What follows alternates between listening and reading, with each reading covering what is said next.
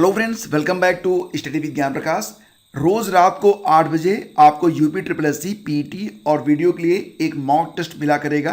तो अपने आप को बिल्कुल जो है टाइम पर फिक्स रखिए, घड़ी देखकर रोज रात 8 बजे। तो आज का जो मॉक टेस्ट है इसमें कुल मिला के कितने प्रश्न हैं? 15 प्रश्न हैं। और लास्ट का जो प्रश्न है उसमें एक प्रश्न मैं आपसे पूछूंगा जो कि आपके नॉलेज को टेस्ट करेगा। तो पहला क्वेश्चन देखते हैं। पहला प्रश्न होगा, निम्न राज्यों में कौन सा राज्य पवन ऊर्जा उत्पादन में, विंड एनर्जी प्रोडक्शन में पहला स्थान रखता है? गुजरात, महाराष्ट्र, कर्नाटक या फिर तमिलनाडु? देखिए फ्रेंड्स, जो पुराना आंकड़ा है 2018 तक का, उसके मुताबिक इसका जो आंसर है वो तमिलनाडु है। लेकिन वर्तमान में जो आंकड़े नए आए हैं उसके मुताबिक पहला स्थान गुजरात का हो गया है। तो ध्यान दीजिएगा कि अगर 2021 के परिप्रेक्ष्य में या फिर वर्तमान समय में ये प्रश्न आता है और उसमें गुजरात रहता है, तब इसका जो आंसर होगा वो गुजरात ही रहेगा। 31 मार्च 2021 तक भारत में पवन ऊर्जा उत्पादन की जो क्षमता है अलग अलग राज्यों की, उसमें पहले स्थान पर गुजरात है, दूसरे स्थान पर राजस्थान, तीसरे स्थान पर महाराष्ट्र, चौथे स्थान पर तमिलनाडु और पाँचवें स्थान पर है मध्य प्रदेश। तो ये आंकड़े बिल्कुल रटे हुए होने चाहिए। अगला क्वेश्चन है, सौर ऊर्जा उत्पादन में और देश में कुल अक्षय ऊर्जा उत्पादन का सबसे बड़ा उत्पादक राज्य कौन सा है? अभी तक हमने जो प्रश्न पूछा था वो किसके बारे में था? विंड एनर्जी के बारे में था। और अब जो प्रश्न है वो सोलर एनर्जी प्रोडक्शन के बारे में है। तो ध्यान दीजिए, विंड एनर्जी में पहला स्थान रखता है गुजरात, जबकि सौर ऊर्जा उत्पादन में और देश में कुल अक्षय ऊर्जा उत्पादन में पहला स्थान मिलता है राजस्थान को। तो इस क्वेश्चन का ऑप्शन ए बिल्कुल करेक्ट है। और इसमें जो दूसरा स्थान है किसका है? जम्मू कश्मीर का। तीसरा स्थान महाराष्ट्र का है। तो ये क्रम से राज्य हैं, पहले राज्य, दूसरा राज्य और तीसरा राज्य, जो कि सौर ऊर्जा उत्पादन और देश में कुल अक्षय ऊर्जा उत्पादन में क्रमशः पहला, दूसरा और तीसरा स्थान रखते हैं। तो ये बिल्कुल रटा हुआ होना चाहिए। और आपको बता दें कि नवीन और नवीकरणीय ऊर्जा मंत्रालय के द्वारा जो आंकड़े जारी किए गए हैं उसके मुताबिक भारत की कुल अक्षय ऊर्जा उत्पादन क्षमता कितनी है? 8,96,602 मेगावाट। उत्तर प्रदेश का स्थान कितना है? उत्तर प्रदेश का स्थान है 10वां। ये भी रट लेना। फिर देखिए अगला क्वेश्चन है, ऊर्जा का कौन सा स्रोत व्यावसायिक स्रोत नहीं है? ये बिल्कुल लेटेस्ट क्वेश्चन है और बहुत ही अच्छा प्रश्न है एग्जाम के लिए।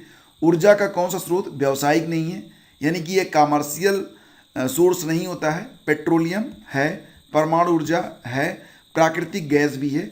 सही जवाब हो जाएगा ऑप्शन डी, बायोगैस। यह व्यावसायिक स्रोत नहीं है। तो ऑप्शन डी हमारा बिल्कुल करेक्ट है। फिर देखिए अगला क्वेश्चन, जीवाश्म ईंधन के बाद भारतवर्ष की ऊर्जा आवश्यकताओं की पूर्ति के लिए दूसरा सबसे महत्वपूर्ण स्रोत कौन सा है?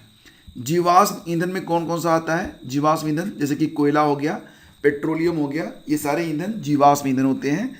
तो भारतवर्ष की ऊर्जा आवश्यकताओं की पूर्ति के लिए जीवाश्म ईंधन के बाद दूसरा सबसे महत्वपूर्ण इंपॉर्टेंट सोर्स है सौर ऊर्जा, यानी कि इस प्रश्न का ऑप्शन डी बिल्कुल करेक्ट है। और ये प्रश्न अभी हाल ही में समीक्षा अधिकारी, सहायक समीक्षा अधिकारी प्रारंभिक परीक्षा 2021 में पूछा भी गया था। तो बिल्कुल रट लेना इसको। फिर अगला क्वेश्चन है, भारत में अंतर्राष्ट्रीय महत्व की आर्द्र भूमियों की संख्या कितनी हो गई है? इसके बारे में एक वीडियो मैंने आपको दिया था और उसमें मैंने आपको बताया था कि वर्तमान समय में भारत में अंतर्राष्ट्रीय महत्व की जो आर्द्र भूमियां हैं, यानी कि वेटलैंड्स, उनकी संख्या कितनी हो गई है? 75 हो गई है। तो ऑप्शन ए आपका करेक्ट है। और वेटलैंड डे कब मनाया जाता है? ये 2 फरवरी को होता है, ये भी आपको पता होना चाहिए। तो भारत में पहले यानी कि कुल वेटलैंड कितने थे? 49 थे। फिर उसमें 5 और बढ़े, फिर 10 बढ़े और अभी हाल ही में 11 और बढ़ गए। तो इसमें पूरे भारत में 75 वेटलैंड्स हो गए हैं जो कि अंतर्राष्ट्रीय महत्व के हैं। और सर्वाधिक रामसर साइट ये किस राज्य में है? तो तमिलनाडु में। तमिलनाडु में 14 रामसर साइट है। उसके बाद दूसरा स्थान उत्तर प्रदेश का है 10 रामसर साइट्स के साथ। तो बहुत ही इंपॉर्टेंट क्वेश्चन है ये और बहुत ही इंपॉर्टेंट पॉइंट्स हैं। फिर आगे बढ़ते हैं, हाल ही में किस खगोलीय वेधशाला को यूनेस्को की लुप्तप्राय धरोहर सूची में शामिल किया गया है? खगोलीय वेधशाला, ऐसी खगोलीय वेधशाला है जिसे यूनेस्को ने अपने लुप्तप्राय धरोहर सूची में शामिल किया है। तो ये जो खगोलीय वेधशाला है ये मिलेगी आपको लंगट सिंह कॉलेज में। ये लंगट सिंह कॉलेज कहाँ पर है? बिहार में स्थित है। और ये जो वेधशाला बनी थी कब बनी थी? ये 1916 में बनी थी कॉलेज के छात्रों के लिए। तो ये बहुत पुरानी है। तो 106 साल पुरानी वेधशाला है ये, जिसको यूनेस्को की लुप्त प्राय धरोहर सूची में शामिल कर लिया गया है। ये जो लंगट सिंह कॉलेज है ये मुजफ्फरनगर में मिलेगा, मुजफ्फरपुर जिले में, जो कि बिहार में है। ठीक है, बताइए कि विश्व जनसंख्या संभावना रिपोर्ट 2022 के अनुसार किस वर्ष तक भारत की आबादी विश्व में सर्वाधिक हो जाएगी? तो बहुत ही अच्छा प्रश्न है। अभी तक दुनिया में सर्वाधिक आबादी वाला देश कौन सा है? तो चाइना है। अब शीघ्र ही भारत जो है वो चाइना को ओवरटेक करने वाला है। तो कब करेगा? बस 2023 में ही ओवरटेक करने वाले हैं हम। तो सही जवाब इसका क्या हो जाएगा? ऑप्शन डी हो जाएगा। और ये जो आंकड़े आए हैं किसने जारी किए हैं? संयुक्त राष्ट्र ने इस आंकड़े को जारी किया है। संयुक्त राष्ट्र की विश्व जनसंख्या संभावना रिपोर्ट, इसको WPP के नाम से जानते हैं। तो इसके मुताबिक 2022 के संस्करण के अनुसार 2023 में भारत जनसंख्या के मामले में चीन को पीछे छोड़ने वाला है। 2023 में संयुक्त राष्ट्र का जनसंख्या प्रभाग 1951 से ही प्रति 2 वर्ष पर ये विश्व जनसंख्या संभावना रिपोर्ट को जारी करता है। तो अब भारत जो है दुनिया का सबसे बड़ी आबादी वाला देश बनने जा रहा है। फिर अगला क्वेश्चन है, किशन गंगा जल विद्युत परियोजना किस नदी पर स्थित है? किशन गंगा जल विद्युत परियोजना, और इस परियोजना को पाकिस्तान कहता है कि ये सिंधु जल बंटवारे का उल्लंघन है। तो इसका उत्तर क्या हो जाएगा? किस नदी पर स्थित है? तीस्ता नदी, झेलम नदी, रावी नदी या फिर चेनाब नदी? सही जवाब हो जाएगा ऑप्शन बी, यानी कि झेलम नदी। तो जम्मू कश्मीर में झेलम नदी पर यह जो किशन गंगा जल विद्युत परियोजना है ये बन रही है, और इस पर पाकिस्तान अपना विरोध भी दर्ज कराता है। निम्नलिखित में कौन सा सही सुमेलित है? तो एक सही सुमेलित है, मतलब इसमें से एक से अधिक भी हो सकते हैं, तो वो बताना है आपको। पराम्बिकुलम परियोजना तमिलनाडु और केरल में, पोलावरम परियोजना आंध्र प्रदेश में, रेणुकाबाद परियोजना हिमाचल प्रदेश में। तो बताइए कौन सा सही है? मुझे तो लगता है 1, 2, 3 सभी सही हैं। सही जवाब ऑप्शन डी होगा। जी हाँ, यही इसका बिल्कुल करेक्ट आंसर है। पराम्बिकुलम परियोजना अन्नामलई से निकलने वाली 6 नदियों और कार्डमम पहाड़ियों यानी कि इलायची पहाड़ियों से निकलने वाली 2 नदियों के पानी को जोड़कर ये बनाया जा रहा है पराम्बिकुलम परियोजना। पोलावरम परियोजना आंध्र प्रदेश के गोदावरी जिले में गोदावरी तट पर है। इसे इंदिरा सागर बांध के नाम से भी जानते हैं। हिमाचल प्रदेश की बहुप्रतीक्षित रेणुकाबाद परियोजना का निर्माण यमुना की सहायक नदी गिरी नदी पर किया जा रहा है। तो याद रखना, परम्बिकुलम परियोजना तमिलनाडु तथा केरल में स्थित है। फिर देखिए अगला क्वेश्चन है, 22 जुलाई 2022 को 68वें राष्ट्रीय फिल्म पुरस्कार 2020 की घोषणा की गई। 68वें राष्ट्रीय फिल्म पुरस्कार 2020 के अनुसार फिल्मों के लिए सर्वाधिक अनुकूल राज्य का पुरस्कार किस राज्य को मिला है? तो ये राज्य है मध्य प्रदेश। ऑप्शन ए आपका यहाँ पर बिल्कुल करेक्ट है। तो ये प्रश्न बहुत ही इंपॉर्टेंट है, इसको बिल्कुल रट लेना आप। फिर अगला क्वेश्चन है, बताइए कि 25 जुलाई 2022 को द्रौपदी मुर्मू जी ने देश के 15वें राष्ट्रपति के रूप में शपथ को ग्रहण किया। तो निम्न कथनों पर विचार करिए। पहला पॉइंट है, देश के मुख्य न्यायाधीश NV रमण जी ने उन्हें पद और गोपनीयता की शपथ दिलाई है। सही है क्या? हाँ। इस पद पर पहुंचने वाली पहली आदिवासी और दूसरी महिला है। ये भी सही है क्या? हाँ। पहली महिला कौन बनी थी? प्रतिभा देवी सिंह पाटिल जी थी। वह स्वतंत्र भारत में जन्म लेने वाली पहली राष्ट्रपति हैं। तो तीनों विकल्प यहाँ पर करेक्ट हैं। उत्तर बनेगा ऑप्शन डी।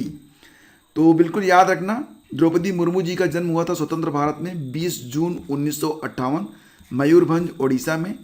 पहली महिला राष्ट्रपति बनी थी भारत की प्रतिभा देवी सिंह पाटिल जी। फिर अगला क्वेश्चन है, जुलाई 2022 में जारी नवीनतम हेनले पासपोर्ट इंडेक्स 2022 क्वार्टर 3। देखो आपको बता दें, ये जो हेनले पासपोर्ट इंडेक्स होता है ये प्रति 3 महीने पर जारी होता है, इसीलिए ये 1 साल में 4 बार जारी होता है। तो तीसरा जो क्वार्टर था उससे संबंधित निम्न कथनों पर विचार करिए। पॉइंट 1, इस इंडेक्स में जापान 193 वीजा फ्री स्कोर के साथ टॉप पर है। सही है क्या? हाँ। इसमें भारत 60 वीजा फ्री स्कोर के साथ 87वें स्थान पर है। सही है क्या? हाँ। इंडेक्स में अफगानिस्तान सबसे निचले स्थान पर है। सही है क्या? हाँ। सही जवाब बनेगा ऑप्शन डी। तो देखो ये जारी कौन करता है? वैश्विक नागरिकता और सलाहकार फर्म हेनले एंड पार्टनर्स। ये जो आंकड़ा आया जुलाई 2022 का है, इसमें जापान पहले स्थान पर है, सिंगापुर और दक्षिण कोरिया दूसरे स्थान पर, जर्मनी और स्पेन संयुक्त रूप से तीसरे स्थान पर है। फिर अगला क्वेश्चन है, संघाई सहयोग संगठन यानी कि एससीओ ने किस शहर को वर्ष 2022-23 के लिए अपनी पहली सांस्कृतिक और पर्यटन राजधानी के रूप में घोषित किया है? तो एससीओ ने अपनी पहली सांस्कृतिक और पर्यटन राजधानी बनाया है वाराणसी को।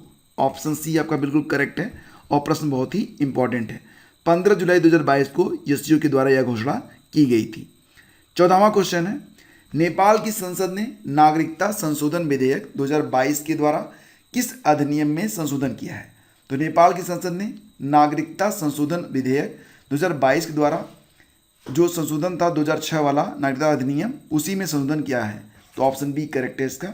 इसके बाद देखिए 21 जुलाई 2022 को जारी भारत नवाचार सूचकांक इंडिया इनोवेशन इंडेक्स 2021 से संबंधित कथनों पर विचार कीजिए। पहला कथन, यह सूचकांक नीति आयोग ने जारी किया था, करेक्ट है। बड़े राज्यों में कर्नाटक टॉप पर है, करेक्ट है। उत्तर पूर्वी पहाड़ी राज्यों में मणिपुर टॉप पर है, ये भी करेक्ट है। सही जवाब बनेगा ऑप्शन डी। तो फ्रेंड्स अब एक प्रश्न आप लोगों के लिए, बताइए कि भारत में लिग्नाइट कोयला का सबसे बड़ा क्षेत्र कौन सा है? सिंगरौली, माकुम, कर्णपुरा या फिर नवेली? ये प्रश्न खंड शिक्षा अधिकारी की प्रारंभिक परीक्षा जो कि हुई थी कब? 16 अगस्त 2020 को, उसी में ये प्रश्न पूछा गया था। तो बताइए कि इसका आंसर क्या होगा, और इस प्रश्न का उत्तर दूंगा मैं कल रात 8 बजे। याद रखना, प्रतिदिन रात 8 बजे आपको पेट और वीडियो परीक्षा के लिए एक टेस्ट सीरीज प्रतिदिन मिला करेगी। तो अगर ये वीडियो आपको अच्छा लगा फ्रेंड्स तो लाइक ज़रूर कीजिएगा, अपने दोस्तों के बीच शेयर भी कीजिएगा, और चैनल पर पहली बार है तो सब्सक्राइब करके जाइएगा, बेल आइकन जरूर प्रेस कीजिएगा। आप सभी का दिन मंगलमय हो। आप सभी की सफलता की शुभकामनाओं के साथ जय हिंद, जय भारत।